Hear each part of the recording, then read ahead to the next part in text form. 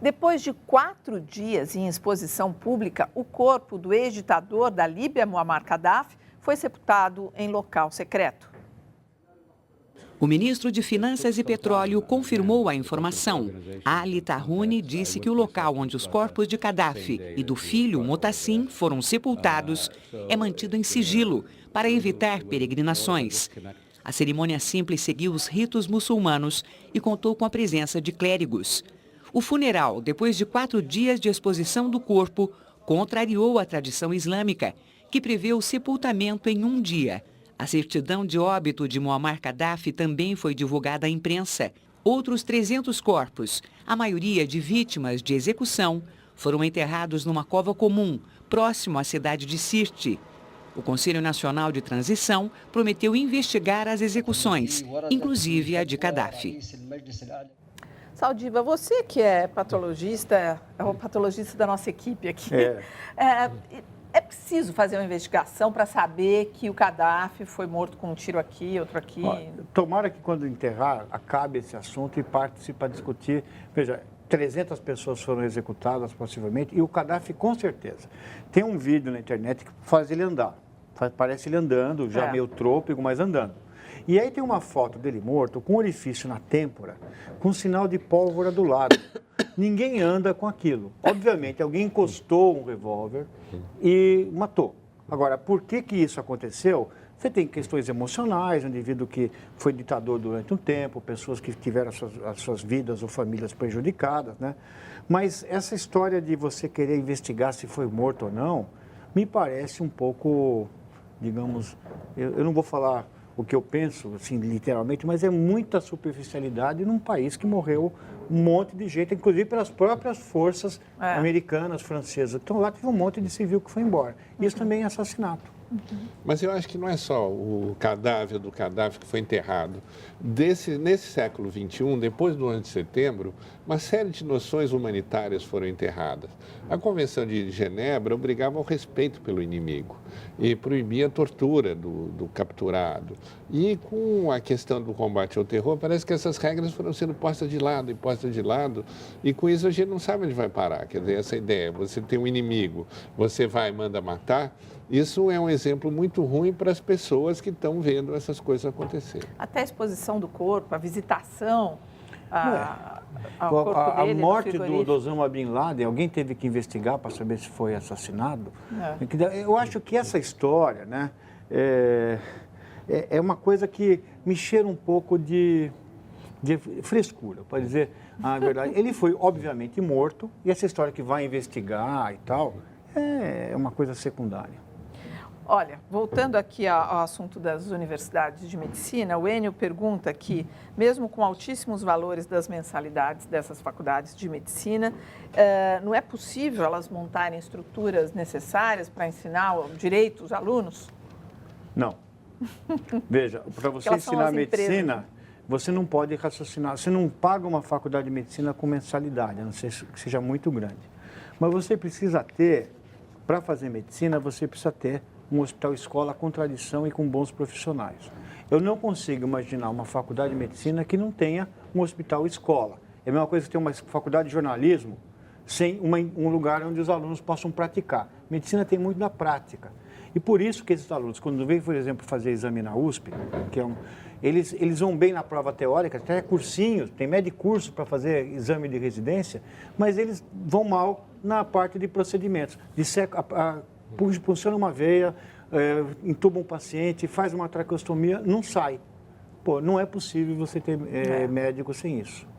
Olha, e tem gente aqui falando sobre o salário dos funcionários públicos e tal, tem gente falando que no judiciário não é essa beleza toda, que as pessoas ganham super mal, e tem o Tiago que diz assim, olha, avisa para o pessoal da mesa aí que um professor em Minas Gerais, e é verdade, ganha R$369 por mês. Pois é, por isso que a gente mencionou o professor. Se o pessoal está reclamando do médico, o professor é muito pior ainda. Então, aquele discurso daquela professora, não foi lembra? Que aquela mulher deu uma aula de cidadania e acabou com esse negócio. Então, existe... Foi Maranhão, né? Tem um desmonte do serviço público. E no caso da saúde, esse desmonte tem um nome assim, cada vez mais se vende planos de saúde e você está... O mito do SUS, ele está sendo reduzido, vai ser menor do que o sonho de quem planejou o SUS vai ter. E em relação ao professor, até um dado histórico que é curioso, que há 30, 40 anos atrás, a professora no interior era tão bem remunerada que havia até uma profissão que era reconhecida, que era o chupim. O chupim era o marido da professora, que não precisava trabalhar.